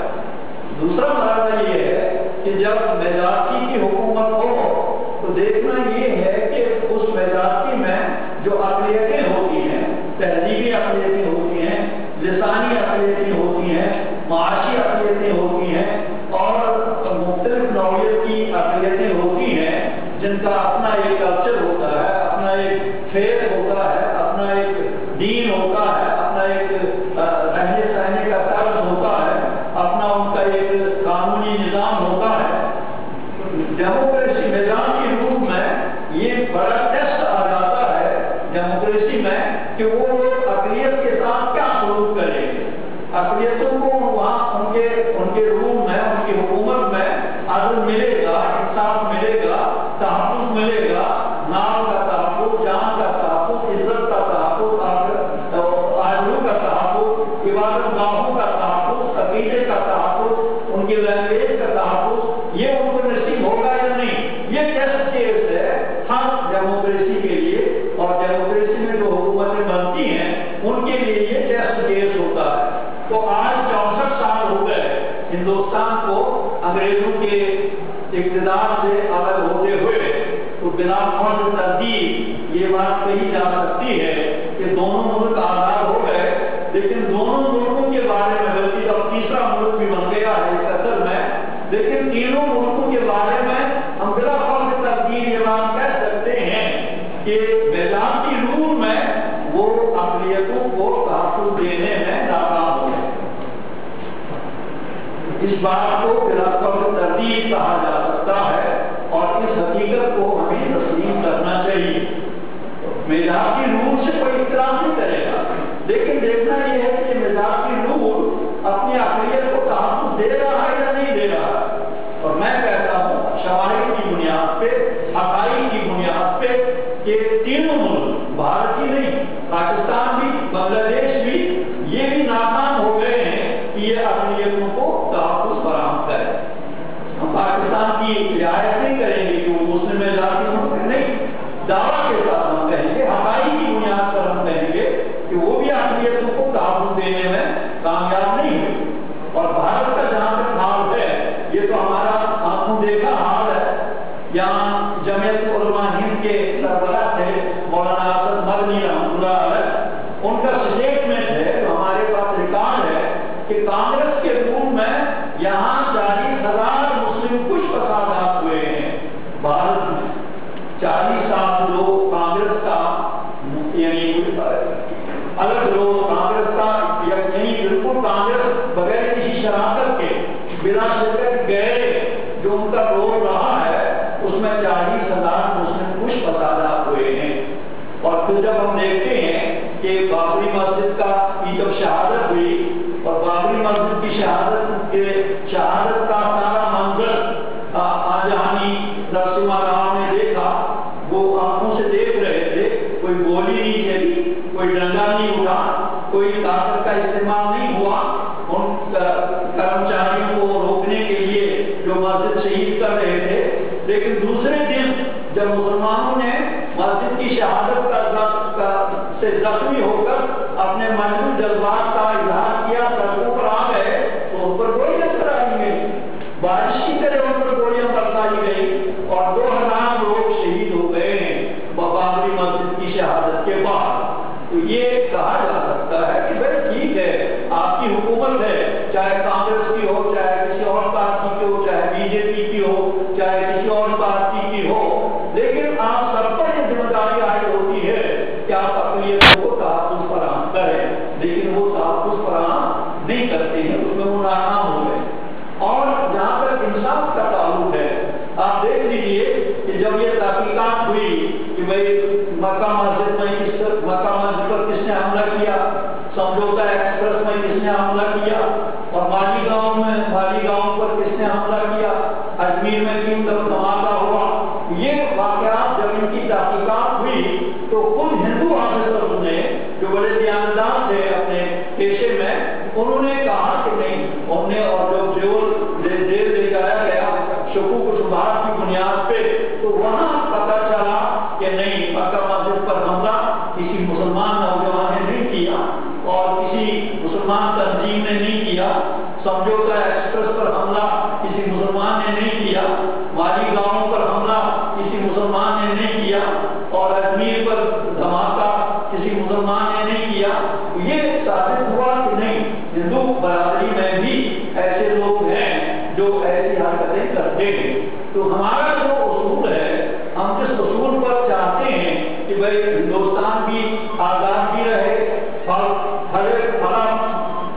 رہے، ترقی بھی کرے اور بڑا سپر پاور بن جائے، آسمان تک اس کی طاقت پہنچ جائے، لیکن عدل کی بنیاد پہ، انصاف کی بنیاد پہ، انسانی اور اخلاقی اقدار کی پاسداری کی بنیاد پہ، یہ نہیں کہ بس اسلحہ کے ڈھیر جمع کیے جائیں، نئے نئے میزائل بنائے جائیں، ان میں کروڑوں روپیہ خرچ کیا جائے، اور یہاں کروڑوں کی تعداد میں لوگ سلامت میں رہتے ہیں، کروڑوں کی تعداد میں لوگ آسمان کی چھت تلے زمین پر بغیر کسی سائے کے رہ رہے ہیں، اور 40% سے زیادہ لوگوں کو 2 وقت کا پیٹ بھر کر کھانا نہیں ملتا ہے، کتنی بیماریاں ہیں، کتنے لوگ صاف پانی پینے کے لیے پریشان ہیں، کتنے لوگ علاج معالجے کے لیے پریشان ہیں۔ یہ دیکھا نہیں جاتا، صرف طاقت بڑھائی جائے، اور جب طاقت بڑھ جاتی ہے تو لارڈ ایکٹن نے کہا ہے پاور کرپٹس اے مین، ایبسولوٹ پاور کرپٹس ایبسولوٹلی، جتنی طاقت آ جاتی ہے تو اتنا انسان طاقت والا بہت وحشی بن جاتا ہے، اور وہ طاقت کا بے تحاشا استعمال کر رہا ہے۔ امریکہ آج دعویٰ کر رہا ہے کہ آنلی سپر پاور ہے گلوبل لیول، لیکن اس سپر پاور کا کیا حال ہے؟ اس کا حال آپ دیکھ لیجیے، عراق میں کیا کر رہا ہے، افغانستان میں کیا کر رہا ہے، پاکستان میں کس طرح ڈرون حملے کر رہا ہے، باوجود اس کے کہ پاکستان اس کا الہی ہے، پاکستان کے فوجی جنرل نے اپنی زمین ان کے حوالے کر دی، اپنے ہوائی اڈے ان کے حوالے کر دے، اور ان کے کہنے پر لوگوں کو گرفتار کر کے ان کے حوالے کر دیا، جن کو انہوں نے گوئتمالہ بے قید خانے میں پہنچا دیا، یا عافیہ صدیقی کو گرفتار کر کے ان کے حوالے کر دیا، جس کو 50 سال کی قید سنائی گئی ہے۔ یہ اس دور کے ساتھ بھی وہ اپنی طاقت کا اظہار کر کے مسلسل ڈرون حملے کر رہا ہے، اور اسی طرح افغانستان میں کیا کر رہا ہے، اور اسرائیل کو دھمکیاں دے کر فلسطین میں کیا کروا رہا ہے، مشرقی وسطیٰ میں کس طرح اسرائیل کو بالادست بنا رہا ہے، یہ سب کچھ آپ دیکھ رہے ہیں۔ تو اگر بھارت بھی طاقت کے لحاظ سے دوسرا بڑا سپر پاور بن جائے تو اس سے عام لوگوں کو کوئی خوشی نہیں ہو سکتی ہے، طاقت بڑھے گی تو ظلم بھی بڑھے گا۔ اس لیے ضرورت اس بات کی ہے کہ ہمیں غور سے دیکھنا ہوگا کہ یہ کیسے، یہ جمہوری سسٹم جو ہے اس میں کیسے اقلیتوں کو تحفظ ملے۔ آپ دیکھ لیجیے، مسلمانوں کی ہی بات نہیں ہے، اور 84 میں آزادی اندرا گاندھی کو 2 سکھ بھائیوں نے قتل کیا جو ان کے محافظ تھے، اور 2 سکھ تھے، وہ اوپر کیس چلا، ان کو پھانسی کی سزا دی گئی عدالت کی طرف سے، وہ پھانسی کے تختے پر لٹکائے بھی گئے، لیکن پوری سکھ کمیونٹی کو نشانہ بنانا یہ کوئی عدل نہیں ہے، اس کو انصاف نہیں کہا جا سکتا کہ آپ پوری کمیونٹی کو نشانہ بنائیں۔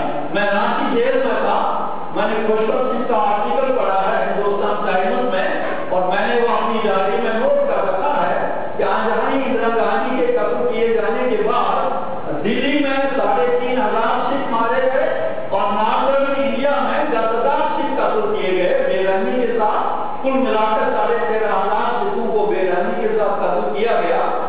उस वक्त ने ये भी लिखा था कि एक फर्द को भी आज तक ये 13,000 लोगों के कत्ल किए जाने के बाद सजा नहीं दी गई है।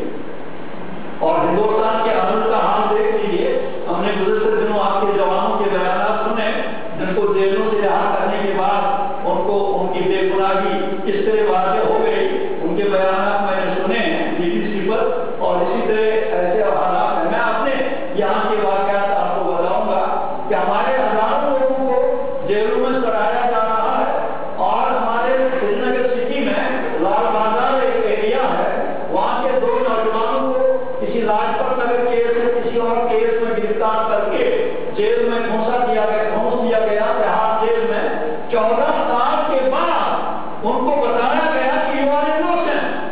14 साल जेल में रखने के बाद उनको कहा गया कि आप लोग बेगुनाह है, आप कोई कसूर नहीं है। ये हिंदुस्तान के अदल का मेयार है। तो हिंदुस्तान जो दावा कर रहा है larger democracy eight a global level, ठीक है, लेकिन आप लार्जर अदल के लिहाज से नहीं, आप लार्जर इंसाफ देने के लिहाज से नहीं। जम्मू कश्मीर का मसला एक ऐसा ताजा, ऐसा जिंदा मसला है कि वहाँ के लोगों का पैदाइशी और बुनियादी हक सर्व करना, ये हिंदुस्तान की जमहूरियत पे ऐसा दाग है जो कभी मिटने में नहीं आएगा। और जम्मू कश्मीर के अवाम को हकी खुदराजियत दिए जाने के बाद भी ये दाग पड़ा रहेगा। इसलिए कि 47 से लेकर 64 साल के अरसे में जो कुछ भारत के कार्य फोर्सेस ने वहां किया है वो तारीख का हिस्सा बन चुका है, उसे कोई मिटा नहीं सकता। तारीख पढ़ेगा, आइंदा आने वाली नस्लें जो है वो तारीख पढ़ेंगी, तारीख के सभा उनको बताएंगे ये जम्मू कश्मीर का मसला कैसे पैदा हुआ। आज ये कहा, आज ही नहीं, 84 में मुझे गिरफ्तार किया गया। उस वक्त वहाँ शेख अब्दुल्ला के दामाद वज़ीर आला थे, उन्होंने मुझे कुछ बहुत ही थोड़े अर्से के बाद मुझे जेल से रिहा किया गया था। तो मुझे उन्होंने कहा कि आप फिर मसला कश्मीर को उबारते हैं, हम फिर जेल ले जाएंगे। मैंने कहा आप कल की बात कर रहे हैं, मैं आज ही तैयार हूँ, मुझे जेल ले जाइए। तो उनके साथ बात करते हुए उनके जो चीफ सेक्रेटरी थे उनने मुझसे कहा कि देखिए आप जो कश्मीर की बात कर रहे हैं, हकी खुदराजियत की बात कर रहे हैं, आप हिंदुस्तान के करोड़ों मुसलमानों के बारे में क्यों नहीं सोचते। ये आज जो रहमान साहब ने आपको बात याद दिला दी कि आज ही की बात नहीं है, भारत के लोग इसको इस्तेमाल करते कि भाई भारत के मुसलमानों का क्या बनेगा जब कश्मीर हकी खुदराजियत के इस्तेमाल के बाद हिंदुस्तान से अलग हो जाएगा। मैंने उनसे कहा कि देखिए क्या आपके पास कोई तहरीर है कि जम्मू कश्मीर के आवाम को यह रुमाल बनाया जाए हिंदुस्तान के मुसलमानों को तहफ़्फ़ुज़ देने के लिए? कोई दस्तावेज दिखा दीजिए। उसने कहा नहीं, दस्तावेज तो कोई नहीं। मैंने कहा जम्मू कश्मीर देखिए साजिश के जरिए इसको हिंदुस्तान के फौजी कब्जे में ले लिया गया। बहुत गहरी साजिश थी। उस साजिश में अंग्रेज शामिल थे, उस साजिश में यहाँ के वो लोग शामिल थे जो कश्मीर पर कब्जा करना चाह रहे थे। इस साजिश में हरी सिंह भी शामिल था, उस साजिश में वहाँ का वो लीडर भी शामिल था जिसने कुरान पढ़कर हमें कुरान से, कुरान के अमल से दूर कर दिया और कुरान पढ़ते पढ़ते सोमनाथ की तरफ हमें रास्ता दिखाया। तो ये सारे फैक्टर्स बने जो हमारी गुलामी के फैक्टर बने। लेकिन जैसा आपको अपने प्रोफेसर साहब ने याद दिलाया कि हिंदुस्तान ने वादा किया है। आजहानी पंडित नारू ने जब 27 अक्टूबर 47 को वहाँ फौजें भेजी गई तो आजहानी पंडित नारू ने लाल चौक में ऐलान किया कि हमने यहाँ फौजें लाई हैं आपकी मदद के लिए, लेकिन जब यहाँ हालात ठीक हो जाएंगे वो फौजों को वापस बुलाएंगे और आपको अपने मुस्तकबिल के फैसला करने का मौका दे देंगे। और फिर जनवरी 48 में खुद हिंदुस्तान ये फैसला अक़वाम मुत्तहिदा में ले गया जहाँ कुल मिलाकर 18 करारदादें पास हो चुकी हैं और 18 करारदादों को हिंदुस्तान ने तस्लीम किया है और माना है कि हाँ जम्मू कश्मीर मुतलाज़ा फिक्र है और उनको राइट टू सेल्फ डिटरमिनेशन दिया जाना चाहिए। दूर की बात कर जाइए, जब सितंबर 2010 में यहाँ के वज़ीर दाखिला मिस्टर पी चिदम्बरम ने खुद कहा है कि Kashmir problem is a global problem, Kashmir का जो डिस्प्यूट है वो हमारे वाक़ई का तोड़ने का नतीजा है। ہم نے جو ان کے ساتھ وعدے کیے تھے ہم نے ان وعدوں کو پورا نہیں کیا. یہی ہے مسئلہ کشمیر. اور ہمارا مطالبہ یہ ہے کہ بھائی جو وعدے ہم لوگوں نے ہم سے کیے ہیں ان وعدوں کو پورا کریے. وہ وعدے پورا کریے. جو بھی مسلمان چاہیں گے وہاں کی اکثریت جو چاہے گی وہی انجام ہوگا اور وہی فیصلہ ہوگا. ہم صرف مسلمانوں کے لیے حقیقت راجت نہیں مانتے بلکہ ہم جب تمام جموں کشمیر کی جو آبادی ہے چاہے ہندو ہو مسلمان ہو سکھ ہو بودھ ہو کرسچن ہو ان سب کے لیے ہم حقیقت راجت کا مطالبہ کرتے ہیں. اور ہم نے یہ بھی کہا ہے کہ میجارٹی ڈیسیژن ول پریویل. جو کچھ بھی میجارٹی کا فیصلہ ہوگا وہ پریویل کرے گا. وہ عمل میں لایا جائے گا. لیکن ہندوستان جو ہے وہ طاقت کی بنیاد پہ وہاں قابل ہے. اس کے قبضے کا کوئی جواب نہیں ہے. میں بغیر کسی لام نپٹ کے آپ سے کہوں گا کہ ہندوستان کے عوام کے ساتھ کوئی دشمنی نہیں. ہندوستان کی ترقی کے ساتھ کوئی دشمنی نہیں. ہندوستان کے سپر پاور بننے سے کوئی دشمنی نہیں ہے. ہندوستان کے سلامتی کونسل کا ممبر بننے سے کوئی دشمنی نہیں. ہمارے لیے یہ چیزیں کوئی اہمیت نہیں رکھتی. ہمارے لیے صرف یہ چیز اہمیت رکھتی ہے کہ انسان کو ویسے انسان کے احترام دیا جائے اور اس کے عزت اور وقار کا تحفظ کیا جائے. اس لیے کہ ہم اس دین کو تسلیم کرتے ہیں شعور کی بیداری کے ساتھ اور پورے دل کے اطمینان کے ساتھ. وہ اسلام کہتا ہے وَلَقَدْ كَرَّمْنَا بَنِي آدَمَ. ہم نے آدم کو احترام دیا ہے. وہاں مسلمان کا تذکرہ نہیں ہے. وَلَقَدْ كَرَّمْنَا بَنِي آدَمَ. ہم نے آدم کو عزت دی ہے احترام دیا ہے شرف بخشا ہے. اور پھر اسلام ہم کو یہ نہیں کہتا ہے یا اِنَّا خَلَقْنَاكُم مِّن ذَكَرٍ وَأُنثَىٰ وَجَعَلْنَاكُمْ شُعُوبًا وَقَبَائِلَ لِتَعَارَفُوا إِنَّ أَكْرَمَكُمْ عِندَ اللَّهِ أَتْقَاكُمْ إِنَّ اللَّهَ عَلِيمٌ خَبِيرٌ. اے دنیا کے انسانوں ہم نے تم سب کو ایک ماں باپ سے پیدا کیا ہے. تم میں جو ذاتیں اور قبیلے ہیں یہ صرف پہچان کے لیے ہے. ان میں کوئی بڑھوتری نہیں ہے. آپ کا صحیح ذات کا اس موچی سے بہتر نہیں ہو سکتا اگر اس کا عمل اسلام کے مطابق نہ ہو. ایک موچی کا اللہ تعالیٰ کے نزدیک مرتبہ ہو سکتا ہے اگر وہ اسلام کے مطابق عمل کر رہا ہو زندگی گزار رہا ہو. یہاں ذات پات کی بنیاد پہ کسی کو کوئی عزت کا مقام نہیں دیا جاتا. اور پھر اس عدل کی بات جہاں تک ہے میں نے دہلی میں بھی جب وہ بین المذاہب کانفرنس تھی وہاں بھی میں نے چیلنج کیا اور یہاں حیدرآباد میں بھی آپ اللہ کی موجودگی میں چیلنج کرتا ہوں کہ عدل اور انصاف کون دے سکتا ہے. سورہ مائدہ کی 8ویں آیت آپ گھروں میں جا کر قرآن پڑھیے. سورہ مائدہ کی آخری آیت 8 نمبر کی آیت کا اللہ تعالیٰ فرماتا ہے یا الذین آمنوا کونوا قوامین للہ شہداء بالقسط ولا یجرمنکم شنآن قوم علی الا تعدلوا اعدلوا هو اقرب للتقوی واتقوا اللہ ان اللہ خبیر بما تعملون.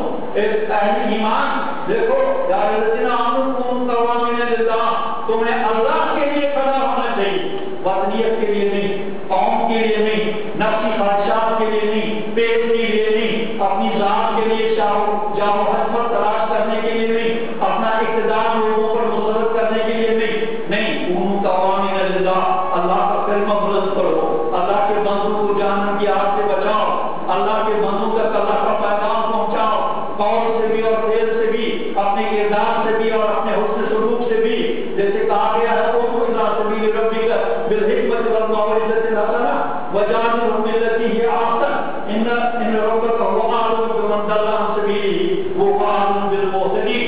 یہ ہدایات واضح ہدایات ہے کہ مسلمان کو کس طرح اللہ کے بندوں کو بچانا چاہیے جہنم کی آگ سے. اور پھر سورہ صف میں یا الذین آمنوا کونوا انصار اللہ کما قال عیسی ابن مریم للحواریین من انصاری الی اللہ. اور یہ یعنی اللہ کی مدد کرو. اللہ کا کوئی کھانے پینے کی ضرورت ہے اس سے کہ ہم اس کو والوان بنا کے اور یہ جو کیا کہتے ہیں بریانی بنا کر دے دیں گے. اس کے کوئی عیال برائی ہے ان کے بچے ان کے بچوں کے لیے کپڑے بنا کر دے دیں, مکان بنا کر دے دیں.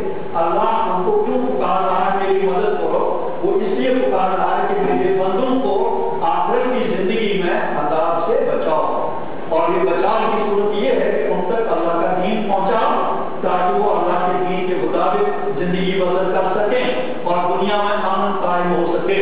میں سورہ مائدہ کی آیت نمبر 8 کے بارے میں عرض کر رہا تھا، کونوا قوامین للہ شہداء بالقسط، عدل کی گواہی دے دو، جھوٹی گواہی مت دے دو. شہداء بالقسط ولا یجرمنکم شنآن قوم علی الا تعدلوا.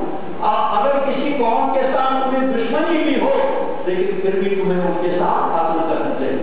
عدل کے بغیر آپ کا کوئی رویہ نہیں ہونا چاہیے بے انصافی کا یا عدالت کا. ولا یجرمنکم شنآن قوم علی الا تعدلوا اعدلوا اقرب للتقوی واتقوا اللہ ان اللہ خبیر بما تعملون. یہ واضح ہدایات ہیں. لیکن آج کا مسلمان جو ہے خوف زدہ ہو چکا ہے، اس پر خوف طاری ہو چکا ہے. بھائی ہم بات کریں گے شاید گرفتار ہو جائیں گے، بات کریں گے شاید پولیس والے پکڑیں گے اور مار پیٹ کریں گے اور جیلوں میں سڑائیں گے. جیسا ہوتا رہا ہے گزشتہ 64 سال میں ہم دیکھ رہے ہیں.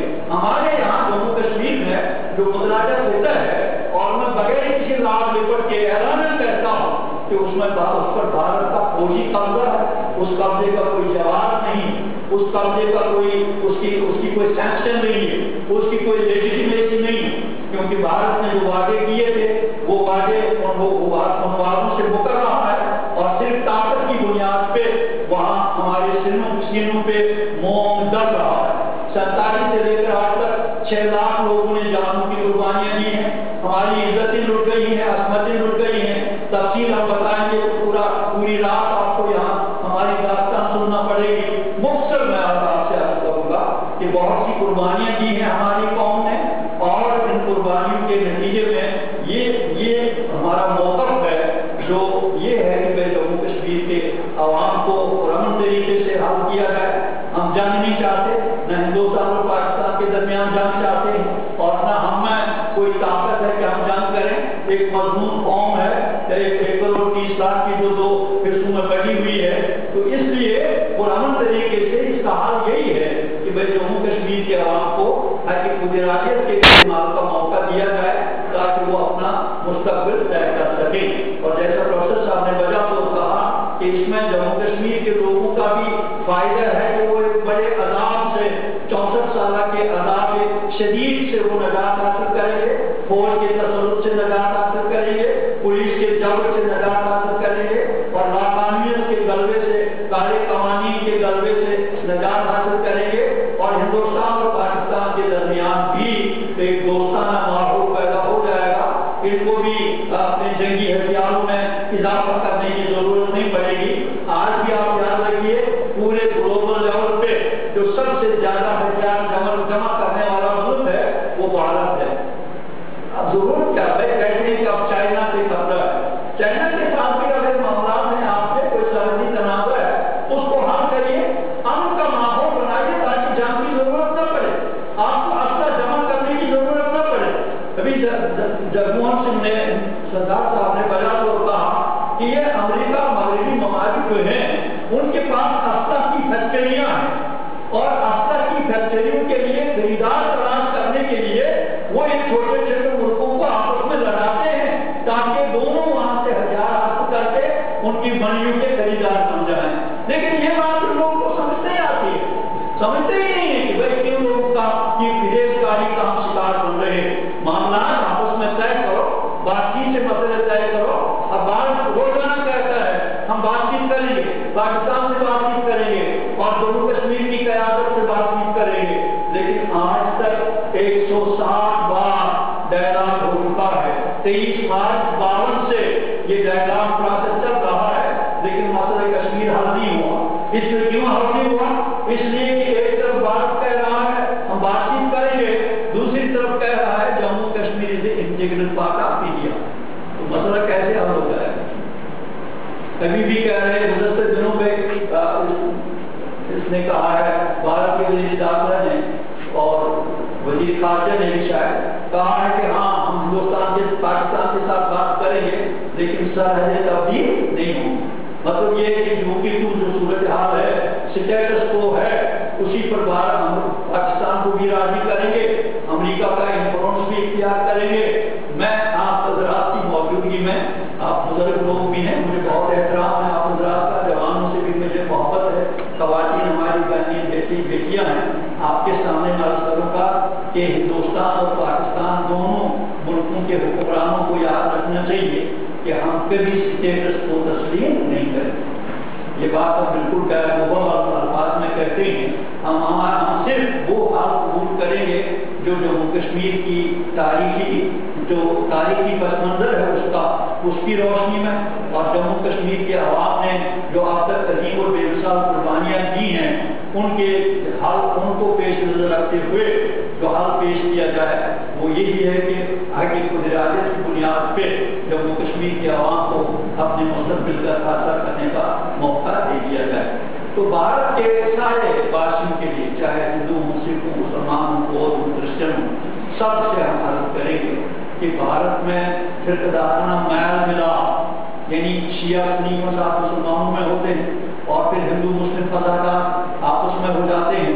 یہ فسادات وغیرہ یہ معاشرے کو کمزور کرتے ہیں اور انسانیت کو اس سے بہت نقصان پہنچتا ہے.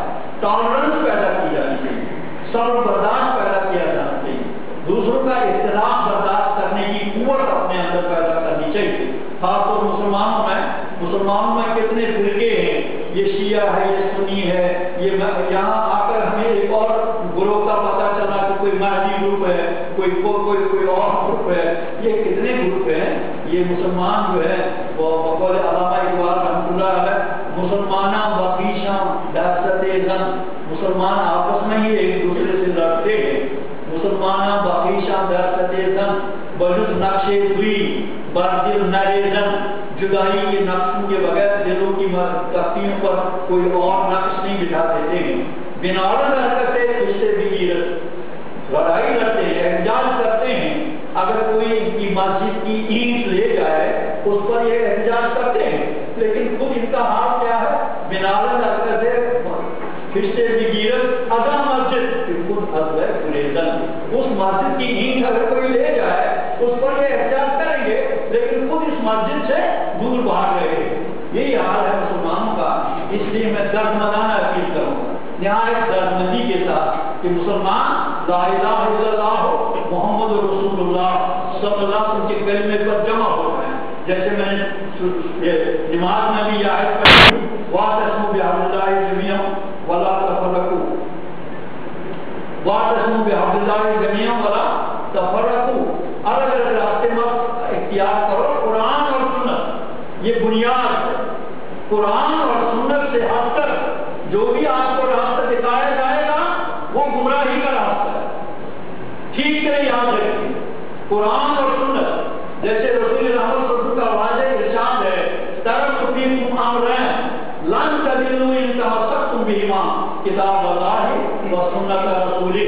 میں تمہیں دو چیزیں چھوڑے جا رہا ہوں، کبھی گمراہ نہیں ہو جاؤ گے جب تک ان دونوں بنیادوں کو مضبوطی کے ساتھ پکڑے رکھو گے، اللہ کی کتاب اور پیارے رسول کا اسوہ حسنہ. یہ ہدایت کا مرکز ہے، سرچشمہ ہے، اور یہی مسلمانوں کو متحد کرنے کی بنیاد ہے. اس کو جب آپ چھوڑیں گے تو آپ کے ٹکڑے ہو جائیں گے، اور جب آپ کی گروہ بندیاں ہو جائیں گی تو آپ کے جو لوگ دشمن ہیں آپ کے دین کے، آپ کے وجود کے، ان کو آپ کو نگلنا آسان ہو جائے گا. آپ ان کے لیے لڑنے والا بنیں گے. آپ دین کی بنیادوں پر متحد ہو جائیں گے اور ہندوستان کے ملک کی تعمیر کے لیے اپنا رول ادا کریے. وہ رول جو ایک دیانتدار اور ایک خدا پرست انسان دوست آخرت پسند مسلمان کا رول ہو سکتا ہے. وہ اپنے ملک کو متحد رکھنے کے لیے، یہاں کے لوگوں کو امن دینے کے لیے، اس ملک کو امن اور عدل کا پیغامبر اور نشانہ بنانے کے لیے آپ کا جو رول بنتا ہے وہ جرأت اور ہمت کے ساتھ اپنا رول انجام دیجیے اور اپنی شناخت کی حفاظت کریے.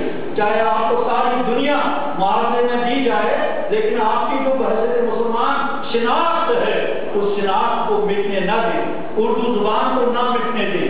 آپ کی جو اپنی پہچان ہے اس کو نہ مٹنے دیں. غلط رسم و رواج اور یہ جو باقی جہیز وغیرہ کی بیماریاں ہیں، آج بھی سنا جاتا ہے کہ مسلمان بھی لڑکیوں کو کا وجود برداشت نہیں کرتے، ان کو قتل کرتے ہیں. یہ چیزیں آپ کا آخرت برباد کر رہی ہیں. یہ چیزیں آپ کو دنیا میں ذلیل و خوار کر رہی ہیں. جو آپ اسلام کو ترک کر رہے ہیں، ان چیزوں سے اپنی ملت کو، اپنے آپ کو، اپنے گھروں کو بچائیے اور وہ کردار ادا کریے جو ہندوستان हिंदुस्तान को अदल इंसाफ की बुनियाद पे तामीर करने में मददगार बने, तो उस वक्त आप जम्मू कश्मीर का मसला हल करने के लिए भी हिंदुस्तान पर दबाव डाल सकते हैं। वो कोई फिरकापरस्ती का मसला नहीं, वहाँ हम इसलिए आज़ादी नहीं चाहते कि हम वहाँ अक्सरियत में हैं और अक्सरियत को वहाँ जिंदा नहीं रहने देंगे या वहाँ जगह नहीं देंगे, नहीं, हाशा होकर हमें अक्सरियतों से प्यार है, हमें वहाँ की अक्सरियतें हमारे जिस्म का हिस्सा हैं, और जिस तरह हम अपने जिस्म की हिफाजत करते हैं उसी तरह हम आज तक सदियों से अपने हमसायों की हिफाजत करते चले आ रहे हैं, आज भी करेंगे। हम फिरकापरस्त नहीं है, हम खुदा परस्त हैं, हम वतन परस्त नहीं है, कौम परस्त नहीं है, हम खुदा परस्त हैं, आखिरत पसंद है, इंसान दोस्त हैं। हमारे नजदीक सबसे ज्यादा इंसान की कदर कीमत है और उसके अखलाक और उसके किरदार की फिक्र है कि वो उसमें अखलाक और किरदार हो। तो कुरान पाक की जो सूरह तौबा की एक मुख्तर आयत मैंने आपके सामने पढ़ी थी, उसका तर्जुमा करूंगा। या अय्युहल्लज़ीना आमनू तक़ुल्लाह, ईमान का दावा करने वाले लोगों अपने अंदर तकवा पैदा करो, वकूनू मअस सालिहीन।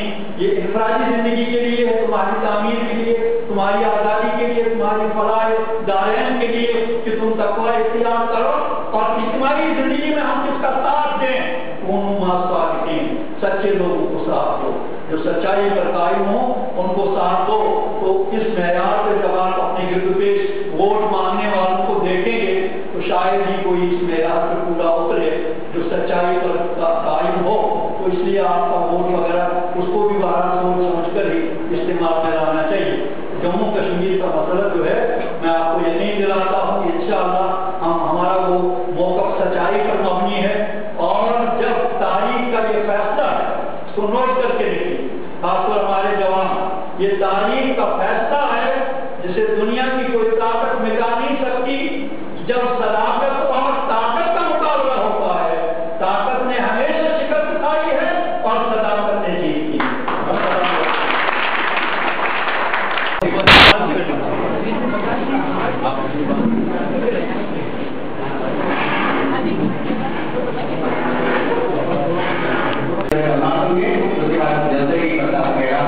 और जो है आपकी साथी पूरी बड़ी मैं आपको नहीं दिलाता हूँ, आप ज़्यादा बैठिए।